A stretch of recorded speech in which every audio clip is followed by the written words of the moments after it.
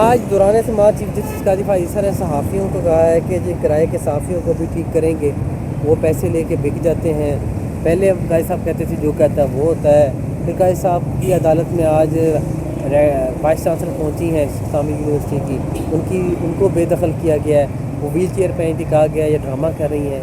پھر practice and procedure act میں ترمیم کی گئی ہے، جسٹس منیب اختر کو بظاہر آؤٹ کر دیا گیا ہے۔ کیا سمجھتے ہیں آپ؟ وکیل ہیں، آرڈیننس تو ہنگامی بنیادوں پر جاری کیا جاتا ہے، کیا ایسی ہنگامی نوعیت پڑی کہ منیب اختر صاحب کو آؤٹ کر دیا؟ آپ قاضی صاحب اپنی پسند کا جج لگا سکیں گے؟ پھر اس کے بعد لاہور کے حالات ہیں اوورآل۔ دیکھیں جی قاضی فائز عیسیٰ صاحب، عزت مآب محترم جناب چیف جسٹس قاضی فائز عیسیٰ صاحب، آپ جب جسٹس قاضی فائز عیسیٰ صاحب ہوتے تھے نا، تو اس ٹائم کا اپنا ذرا تھوڑا سا ماضی یاد کر لیں، اپنے کل کو دیکھ لیں کہ کل آپ کے کیا بیانات ہوتے تھے، آج کیا بیانات ہیں۔ میں آپ کو وارن کرنا چاہتا ہوں کہ آپ اپنے کنڈکٹ کو ٹھیک کر لیں، ورنہ یہ تمام وکلا آپ کے سامنے ایسے کھڑے ہوں گے کہ آپ نے سوچا بھی نہیں ہوگا۔ میں سمجھتا ہوں آپ کی اس سے بڑی بدنصیبی اور کیا ہو کہ حامد خان جیسے آپ کے وکیل رہ جانے والے وکیل نے آپ کو گالیاں دی، آپ کو برا بھلا کہا۔ اس کا مطلب ہے کہ آپ میں کوئی شکم ہے، آپ کی کوئی کمزوری ہے، آپ کی کوئی غلطی ہے۔ اپنی غلطیوں کی اصلاح کر لیں۔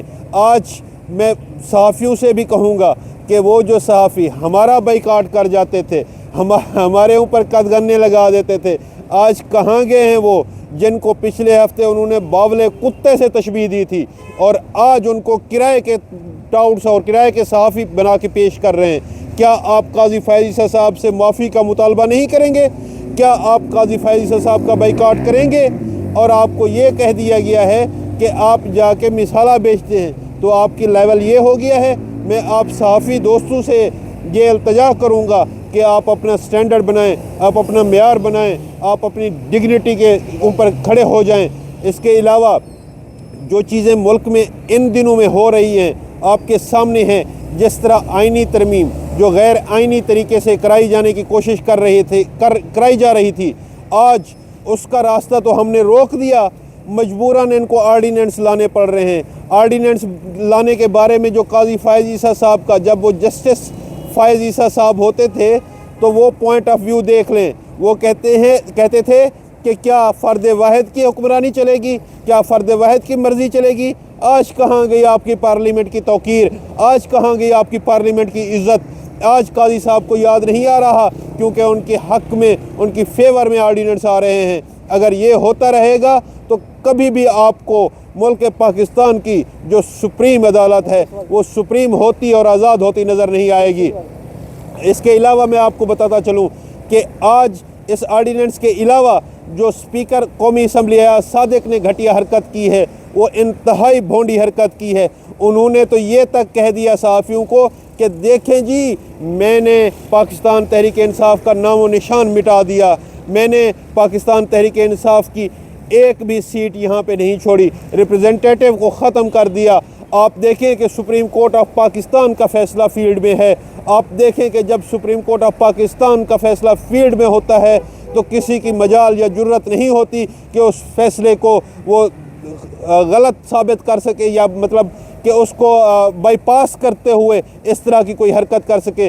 آپ دیکھیں الیکشن کمیشن کا کنڈکٹ، یہ ان کی بی ٹیم بنا ہوا ہے، یہ ان کا پیڈ الیکشن کمیشن بن چکا ہے۔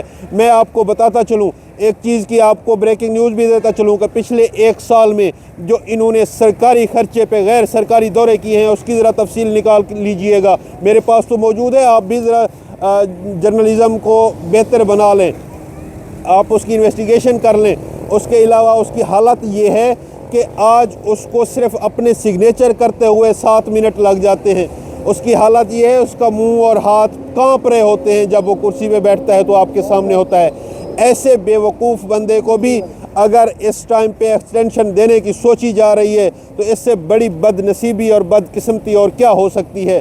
اس کے علاوہ آپ دیکھیں کہ یہ جو بلاول بھٹو صاحب کے حوالے سے کل کامران مرتضیٰ صاحب نے بیان دیا ہے، وہ بھی آپ کے سامنے ہے۔ وہ کیا تھا کہ بلاول صاحب آپ کی کوئی مجبوری ہوگی، ہماری کوئی مجبوری نہیں ہے۔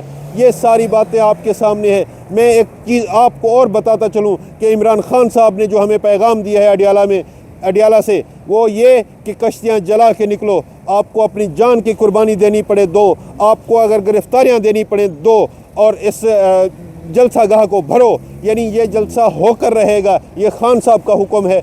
अगर ये जलसा करने की इजाज़त नहीं देते तो खान साहब ने आज फरमाया है कि इसको एहतजाज में कन्वर्ट करो। मैं आपको बताता चलूँ कि आप किस भूल में हैं, इस भूल से निकल आएँ, वरना जगह जगह पे आपको धरना नज़र आएगा। ऐसा धरना होगा कि पूरा मुल्क आपको धरने में तब्दील होता हुआ नज़र आएगा। फिर आप बर्दाश्त नहीं कर सकेंगे, फिर आप हुकूमत नहीं चला सकेंगे, फिर आप चल फिर नहीं सकेंगे। ये आपको पता होना चाहिए। इसलिए कि काजी साहब जब जस्टिस हुआ करते थे तो एक रोड बंद होने पे 100 मोटर लेते थे। आज पूरा इस्लामाबाद आपके सामने कितने अरसे से बंद पड़ा है, कर्फ्यू का समा है, लेकिन उसके बावजूद उसको नोटिस लेना याद नहीं रहा।